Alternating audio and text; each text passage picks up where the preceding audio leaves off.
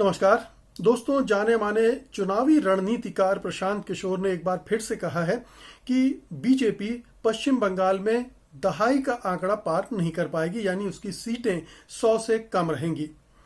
इसके पहले उन्होंने 22 दिसंबर 2020 को भी यही बात कही थी, ट्वीट करके कही थी।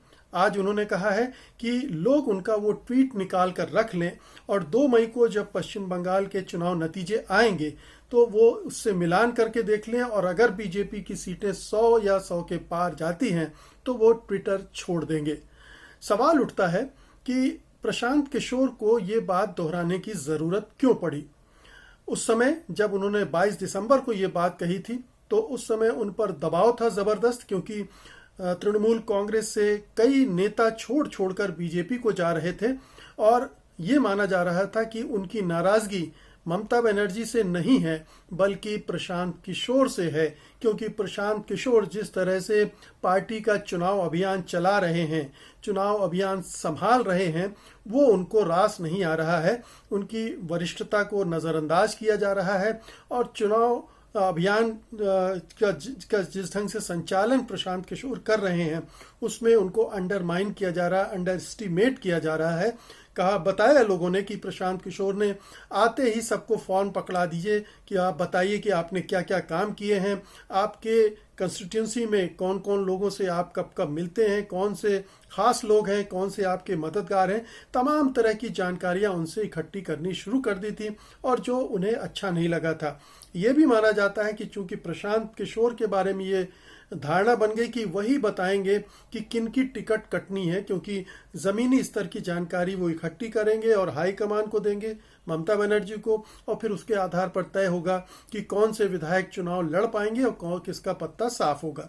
तो उस वजह से भी बहुत सारे विधायकों में एक असंतोष पनप रहा था और उसके मद्देनज़र प्रशांत किशोर ने ये ट्वीट कर दिया था कि बीजेपी के बारे में जो ये हवा बनाई जा रही है कि वो 200 सीटें लाएगी, तो मैं ये कहता हूँ कि वो 100 सीटें भी नहीं ला पाएगी।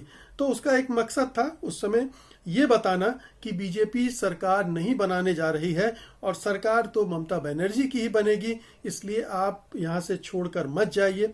और अपने प्रति जो नाराज़गी लोगों में दिख रही थी उसको भी थोड़ा सा उन्होंने टोन डाउन करने की कोशिश की थी। लेकिन क्या वजह है कि आज फिर उन्हें ये सब दोहराना पड़ रहा है। मकसद वही है कि अपने बारे में, अपने कामकाज के बारे में एक आश्वस्त करना चाहते हैं। वो अपनी पार्टी को, अपनी छवि को ठीक करना चाहते हैं, क्योंकि कहीं ऐसा ना हो कि उनकी वजह से तृणमूल कांग्रेस का कोई खेल खराब हो और फिर तोहमत जाहिर है कि उनके सिर पर आएगी। तो धीरे धीरे वो ये कोशिश कर रहे हैं पार्टी के अंदर और बाहर इस तरह की प्रचार तंत्र के जरिए ये बात स्थापित करने की कि तृणमूल कांग्रेस जीत रही है, और जाहिर है कि वो ममता बनर्जी को भी आश्वस्त करने की कोशिश कर रहे होंगे ताकि उनके अंदर एक असुरक्षा बोध पैदा ना हो। बहुत सारे नेताओं के छोड़ने की वजह से अभी टिकट बटेंगे, टिकट कटेंगे, तब भी हो सकता है कि बहुत सारे टीएमसी के नेता छोड़ें और बीजेपी का दामन थाम लें। तो इस एक्सोडस को रोकने के लिए, एक असंतोष को रोकने के लिए और उस स्थिति में पार्टी कैसे संभाली जाएगी, ये हौसला देने के लिए उन्होंने ये ट्वीट किया होगा। लेकिन प्रशांत किशोर के बारे में जो उनका जो ट्रैक रिकॉर्ड है मोटे तौर पर बहुत अच्छा रहा है।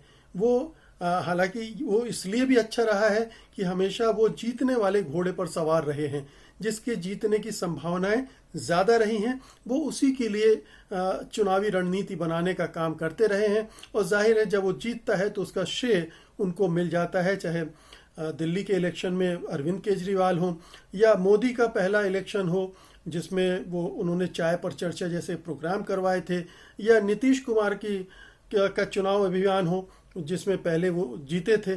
तो ये उनकी सफलताएं रही। हालांकि जब कांग्रेस को यूपी में मदद करने गए थे तो वो नाकाम भी रहे थे, क्योंकि कांग्रेस एक कमज़ोर घोड़ा था उत्तर प्रदेश के चुनाव में और वो उनको ज़्यादा सफलता नहीं दिलवा पाए थे। तो प्रशांत किशोर की जो छवि है वो किस तरह से काम करते हैं, ये उसके कुछ बहुत ही बारीक एक कारपोरेट मैनेजमेंट का उनका तरीका है, जिसमें वो पार्टी के नेताओं और उन सबसे प्रभावित हुए बगैर जो ग्राउंड लेवल पर है वहां से इंफॉर्मेशन कलेक्ट करते हैं, उसके आधार पर उसका डाटा एनालिसिस करके और फिर अपनी राय देते हैं, अपनी रणनीति समझाते हैं जो भी पार्टी का नेता होता है या नेतृत्व होता है उसको, और उसके आधार पर फिर आगे चुनाव लड़ा जाता है। तो अभी जो पश्चिम बंगाल का चुनाव है उसमें प्रशांत किशोर क्या कर रहे हैं, किस तरह से वो टीएमसी की रणनीति को अंजाम दे रहे हैं, किस तरह के टीएमसी के चुनाव अभियान को आगे बढ़ा रहे हैं, मोटे तौर पर 5-6 चीजें मैं आपको बताना चाहूंगा। एक तो ये कि ममता बनर्जी को उन्होंने बहुत साफ शब्दों में कहा हुआ है कि आप बीजेपी के हिंदुत्व के ट्रैप में मत आइए, उसके जाल में मत फंसिए। जैसे कि अरविंद केजरीवाल नहीं फंसे थे दिल्ली के इलेक्शन में, लाख कोशिशें की बीजेपी ने, अमित मिश्रा, कपिल मिश्रा, अमित शर्मा, माफ कीजिए, अमित शाह, कपिल मिश्रा, अनुराग ठाकुर, यहाँ तक कि प्रधानमंत्री नरेंद्र मोदी ने भी अटैक किए हिंदुत्व की आड़ लेकर, लेकिन अरविंद केजरीवाल अपनी हिंदू विरोधी छवि नहीं बनने दी उन्होंने, और उन्हें उसका फायदा मिला। तो यहाँ भी चूंकि बीजेपी पूरी पोलराइजेशन की पॉलिटिक्स खेल रही, हिंदू मुसलमान कर रही है, और उसमें ममता बनर्जी को उस ट्रैप में आने से बचाना एक काम है। तो एक रणनीति का उनका ये हिस्सा है। दूसरा हिस्सा यह है कि हिंदुत्व की जो राजनीति है बीजेपी की, उसको काटने के लिए एक जातीय गणित का काम वो कर रहे हैं कि कैसे जो जातियों का बंटवारा है उसको उभार कर अपने साथ लाया जाए, ताकि हिंदुत्व के नाम पर जो कंसोलिडेशन बीजेपी करना चाहती है वो न कर सके। तीसरी बात उसने ये की है कि जो पश्चिम बंगाल के उत्तरी और पश्चिमी इलाके हैं, जो बिहार और इधर झारखंड से लगे इलाके हैं, उनमें जो अनुसूचित जाति, जनजाति, आदिवासियों का ये बड़ा वोट बैंक है, उस पर बीजेपी ने सेंध लगाई है। और पिछले जो लोकसभा के चुनाव में उसे 18 सीटें मिली थी, ज़्यादातर इन्हीं इलाकों से सीटें मिली थी। तो उनकी कोशिश है कि इस वोट बैंक को अपने से जोड़ा जाए, और इसके लिए उन्होंने बहुत सारी योजनाएं चलाई हैं। ममता बनर्जी को सीधे उन कंस्टिट्यूंसी से बातचीत कराने को लेकर उनकी सभाएं कराने तक बहुत सारे काम उस दिशा में किए गए हैं। तीसरी बात यह है कि बंगाली अस्मिता को थोड़ा और उभारा जाए, क्योंकि बीजेपी की जो इमेज है वो हिंदू और हिंदुत्व और हिंदी भाषी वाली इमेज है, और इसको एक बहिरागत का नाम देकर कि ये बाहर के लोग हैं, दिल्ली से शासन करेंगे, और यहाँ बंगाल की बेटी है जो बंगाल से राज चलाएगी, वो कोई उन पर दूसरा शासन करने नहीं आ रहा है। तो इस तरह की एक बांग्ला अस्मिता, बांग्ला उपराष्ट्रवाद वो क्रिएट करने की कोशिश कर रहे हैं, जिसमें बांग्ला संस्कृति है, बंगाल के जो महान विभूतियां हैं उनको जोड़कर एक धारणा बनाने की कोशिश हो रही है। तो ये एक ऐसा लग रहा है ये फैक्टर भी काम करने जा रहा है। इसके अलावा बीजेपी का जो मीडिया अभियान है, जो कि बम्बार्ड करता है चारों तरफ से और एक तरह से माहौल बना देता है कि बीजेपी आ रही है, आ रही है, आ रही है, जीत रही है, उसकी काट के लिए भी उन्होंने बड़े पैमाने पर मीडिया का एक अभियान चला रहे हैं वो, और बड़े पैमाने पर छोटी छोटी फिल्में बनाकर गांव-गांव तक उसको फैलाया जा रहा है। तो बीजेपी के जो मीडिया अभियान है उसको, और उसमें फेक न्यूज़ भी है, पेड न्यूज़ भी है, उस सब की काट के लिए वो काम कर रहे हैं। बागडोर संभालने के बाद जो प्रशांत किशोर ने कई बड़े काम किए, उनमें कोशिश ये की गई है कि वो ज़मीन स्तर से जानकारियां इकट्ठी करें, उनको एनालाइज करें कि किस नेता में कितना दम है इस चुनाव को जितवाने में, और वहाँ की उस कंस्टिट्यूंसी के जो जातीय गणित हैं और जो धार्मिक गणित हैं, सांप्रदायिक गणित हैं, वो क्या हैं, उनके आधार पर एक एनालिसिस करना, यानी मौजूदा विधायक के जीतने की कितनी संभावना है या कैंडिडेट बदलना है, इस बारे में भी उन्होंने ये काम किया है। तो ये मोटे तौर पर ये जो उनका खेल है वो ये है कि किसी भी तरह से बीजेपी जिन वोट बैंक को अपने साथ जोड़ना चाहती है उसको तोड़ा जाए, उसको ध्वस्त किया जाए, और पूरे बंगाल के इलेक्शन को हिंदू बना मुस्लिम ना बनने दिया जाए, बल्कि अगर ये बने भी तो इसको तब्दील कर दिया जाए कि ये बांग्ला अस्मिता बनाम बहिरागत का बन जाए। ये अमित शाह, नरेंद्र मोदी, ये सब बाहर के लोग हैं और दीदी बंगाल की हैं, वो नेतृत्व करेंगी, वो बंगाल चलाएंगी। तो और तीसरा जो वोट बैंक मैंने आपसे कहा कि अनुसूचित जाति, अनुसूचित जनजाति और आदिवासियों का जो बड़ा चंक है, जहाँ से अच्छी खासी सीटें आती हैं, उन पर कैसे उसमें सेंधमारी की जाए। तो अगर वहाँ पर टीएमसी घुस पाती है तो नुकसान उसका कम होगा। और चूंकि नॉर्थ बंगाल में या साउथ बंगाल में टीएमसी की स्थिति ठीक ठाक है, तो वहाँ उसको वो संभाल सकती है। तो ये पूरी स्ट्रेटजी है प्रशांत किशोर की। ये स्ट्रेटजी कितना काम कर पाएगी ये कहना मुश्किल है। उनकी एक अपनी कारपोरेट शैली है, वह जैसी बड़ी कंपनियां काम करती हैं उस अंदाज में करती हैं। वो जो बंगाल का राजनीतिक कल्चर है उससे कितना तालमेल बैठ पाता है, कितना उसका फायदा दे पाते हैं, ये देखने की बात होगी।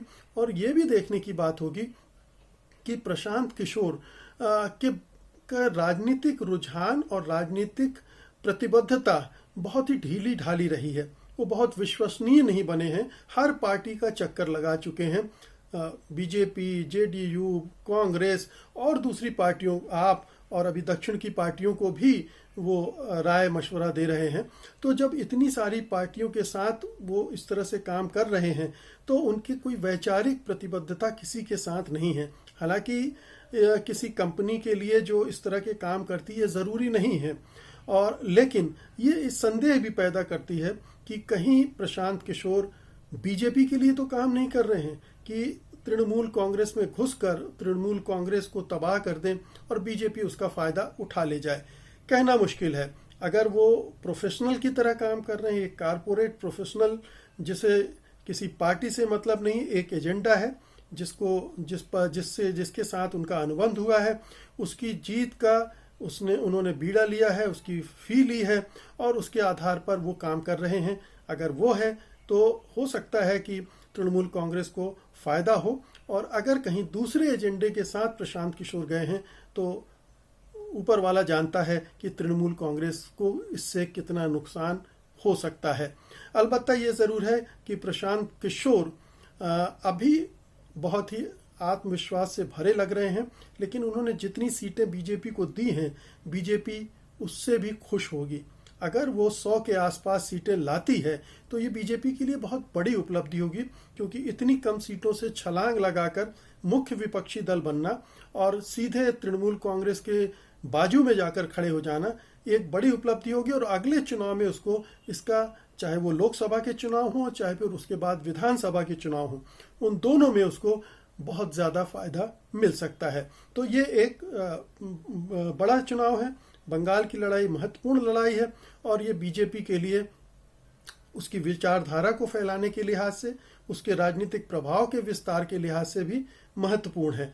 तो जो भी उपलब्धि इसमें बीजेपी को होगी वो उसके लिए लाभप्रद ही होगी। लेकिन अगर वो किसी तरह से 50 के अंदर रुक गई तो निश्चित रूप से कहा जाएगा कि टीएमसी की रणनीति कामयाब रही है, प्रशांत किशोर की रणनीति कामयाब रही है, और बीजेपी जो हिंदुत्व का कार्ड चलना चाहती है, उसके बल पर राजनीति करना चाहती है, वो बंगाल में नहीं चल पाई।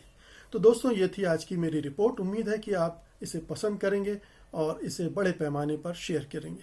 अब मुझे अनुमति दीजिए। नमस्कार।